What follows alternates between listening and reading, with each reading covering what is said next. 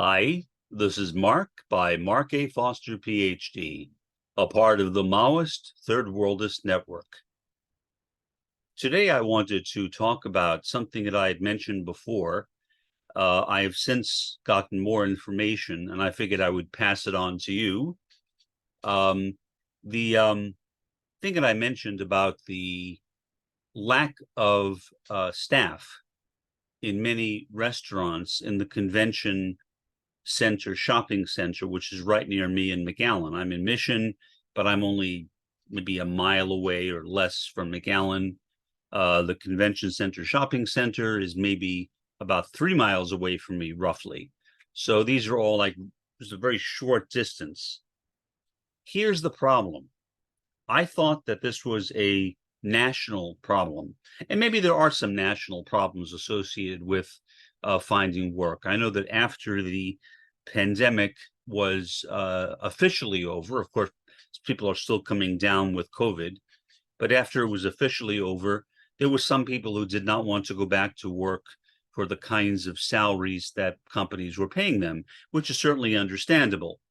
Workers in this country are being treated like trash and have been treated like trash for a long time. And it's not only here, it's throughout the world. The working class and the subaltern are treated very, very badly. And so I could understand that people would want more money. And many people moved on. They didn't want to take the jobs they had before. They started their own businesses or got additional education, so they were prepared for other kinds of things. But this particular thing, I have more information on, and it's about why so many stores in this area have been shutting down. Mostly smaller stores, mostly small restaurants, but not exclusively restaurants. I mentioned that there is an ice cream and cupcake store that I go to occasionally, which is in the convention center shopping district. And the guy who owns the place, said that just a month ago he had 3 people working there, and now he can't find anybody. Here's what the problem is, according to the latest information I just got today. Okay. There was a raid. The raid took place right near here. It was a raid on undocumented workers, what the right wing likes to call illegal aliens. I prefer just calling them immigrants. I don't know. Maybe that's wrong, but I think immigrants is right. The Statue of Liberty makes no mention of undocumented workers. It says just give me your tired and poor. It doesn't say that people have to be documented. What is documented? If somebody shows up, that's documentation enough for me. I guess it's not for certain people, and it's not for the way the government is currently structured in this country right now, sadly. But what happened was, again, there was one restaurant in the convention center shopping center that had hired undocumented workers, immigrants, people who lived in Mexico and commuted the 3 miles over to the convention center shopping district. And they were using phony Social Security cards. Apparently, Social Security cards are typewritten, as I was told. But these Social Security cards were generated by a computer. So it's easy, I guess, for a trained eye to recognize a phony from a legitimate Social Security card. And apparently over on the Mexican side, there are a lot of companies that simply generate these Social Security cards and sell them to people so they can travel across to the United States and present them as documentation to work. Well, just so happened that the Border Patrol got wind of this, which is not surprising. And they found out that a lot of these people were working at this one particular restaurant, and I will not mention the name of it. But when they did find out, they conducted a raid. They arrested the undocumented workers. They fined the person who owned the store. And as a result of that, the flow of undocumented workers has basically stopped. What this does, for one thing, is it shows how vital these undocumented workers are to the US economy. Small stores are shutting down all over the Rio Grande Valley. It's not just here in the McAllen, Mission, Edinburgh area. It's from one end of the valley to the other. Because now the owners of these stores know that Border Patrol is aware of the situation and they are afraid of hiring people. So they're not. Not only are they not hiring people, but Mexicans have stopped trying to get jobs because they know that if they come, that they will not be given jobs. Maybe they'll be arrested. Maybe they'll be forcibly taken back to Mexico. So that is the real story behind this whole thing. So what I thought was a national problem, or at least a regional problem in the state of Texas, is not. It is specifically a problem of the Rio Grande Valley, which is a big area.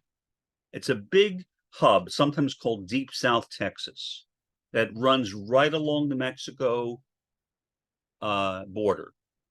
And like where I am, I live in the warmest county in the state of Texas. I am on the same latitude as Miami, Florida, as I've mentioned before. And so the dilemma that a lot of stores are in is that they can't afford to hire people, because people who want jobs now in the Rio Grande Valley understandably want to make more money than these undocumented workers were willing to accept. They want at least $15 an hour. And that's not very much. That's basically pocket change. If you're making $15 an hour trying to raise a family, then you are poor. I remember when Bernie Sanders was talking about the fight for 15, as if that was a significant and meaningful argument, when anybody with any knowledge of the economy would know that it's not. $15 an hour is nothing. You cannot really live with a family on that amount of money very well. Maybe you can get by. I don't know. I've never tried it. I've never lived on that kind of money. So because of the fact that these undocumented workers are no longer getting jobs working in stores in the Rio Grande Valley, the only people available to hire are US citizens who are simply not going to take jobs at the low wages that these undocumented workers were willing to take. Now, whether most of the owners of these stores knew that the Social Security cards were fraudulent, I have no idea. I assume probably some did, some didn't, some probably just didn't care. If you are running a business and you are trying to feed your family, then you will get whoever comes by. I know people who have hired undocumented workers, close friends, without being specific, who have hired undocumented workers because they're cheap. They're cheap. They're willing to accept almost no money at all. But that money, when they travel back to Mexico, is worth a lot more.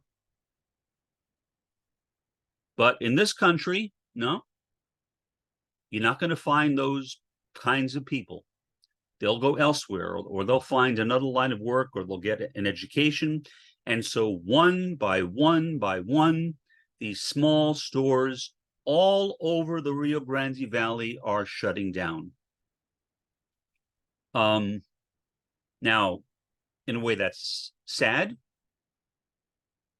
I mean, I miss some of those stores. I used to shop in them. I used to eat in some of them. They no longer exist. New stores are gradually opening up in their place. But they're higher end stores. They're stores that can afford to pay $15 an hour and get the kinds of workers that they need to have a functioning business. But those undocumented workers are now gone, at least for now. So if you have heard how much the US economy depends upon undocumented workers, here is a case in point. If you have heard that the former president of the United States, Donald Trump, hired undocumented workers for the same reason, because they're cheap. They don't cost that much. They don't demand the same high level of wages as American citizens demand. They can get by with a relatively small paycheck. Now, do I blame the stores? Half and half. Half and half. Could some of those stores pay more money? Maybe. Maybe not. I don't know. But I'm sure that some of them literally can't. I know this guy who runs this ice cream and cake store. He can't afford to pay $15 an hour. It's a small store, and all he does is sell ice cream and cake. He's not a big capitalist marketer. He's a small business owner. Now, ideally, in a communist society, you would like to see collectivization. You would like to see it where everybody is an owner and there's no separate capitalist class. But that's not the society that we live in the United States or in most of the world. So that's fantasy right now. That's not reality.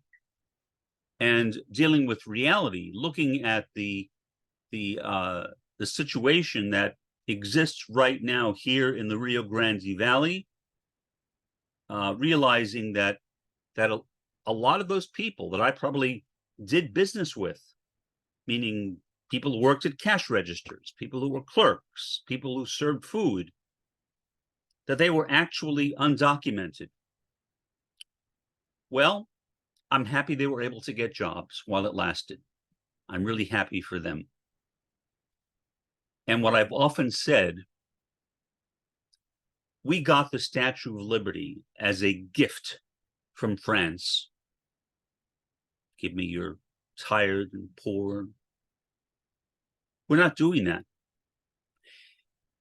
We should simply take the Statue of Liberty, maybe take it apart, put it into a large aircraft carrier, and send it back to France, because we don't deserve to have it.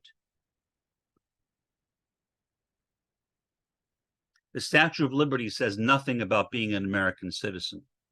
Nothing. Nothing at all about it. These are people from Mexico who are poor, who came here to work. Not as American citizens, but as Mexicans with phony, falsified, counterfeit, whatever you want to call them, Social Security cards. And they were able to get jobs until Border Patrol discovered it. And now it's over for them. So again, the people I feel most sorry for are those Mexican workers. Now, I feel sorry for the people who run the businesses as well. They're not wealthy. We're not living in a communistic society. I wish we were, but we're not. They were doing their best to make a living for themselves and their family. And it's like this owner of the ice cream and cupcake shop told me, he may have to shut down the store and get a job working as a clerk in some supermarket or department store, whatever, because he cannot afford to run the store by himself. It's just him. That means he's working whenever the store is open. He's there. He's exhausted. I saw him. He's absolutely exhausted. It's just him. Nobody wants to work there except those undocumented workers who are now not being hired because of that bust by Border Patrol. Now, do I blame Border Patrol? Yes. Honestly, yes. I've seen these Border Patrol agents. They're all over the place. They drive around in these vans all over here. Everywhere you go, you see Border Patrol vans. And most of these people are Mexican American. And they are arresting Mexicans who are coming over into the United States to support their families. So yeah, I honestly do blame Border Patrol. I wouldn't take that job. I wouldn't do it. I simply would not arrest a person who was looking for work, no matter where they came from, because I have a moral compass. And I suppose my moral compass is different than theirs, but I am not a moral relativist. I am a moral realist. I believe that morality is a part of the substance of reality. That's what Roy Bhaskar says in his philosophy of meta-reality, an extension of his original philosophy of critical realism. And seeing people from the third world coming up, trying to make a decent living, to support their families in Mexico, now not being able to do that anymore is very, very saddening to me. I can tell you, it seems that every subject I bring up is sad. This program was not about Palestine. It was about Mexico. It was about Mexicans trying to get work here in the Rio Grande Valley of Texas, coming over from the Rio Grande Valley of Mexico, crossing over the Rio Grande River, and trying to get jobs right here where I live, and not being able to do that anymore. So am I angry? You bet I'm angry. Am I angry at Border Patrol? Oh yeah. Oh yeah. Now, I realize they're entitled to believe what they want. I'm not going to tell them what to think, what to do. Even if I did, what would they care? You know, I mean, they could care less what I think. But yeah, I'm angry. I only wish there was something that I could do. And unfortunately, there is not. And so I'm just left to complain in this podcast. This has been Mark by Mark A. Foster, Ph.D. for the Maoist-Third Worldist Network. Have a pleasant day and an even better day tomorrow.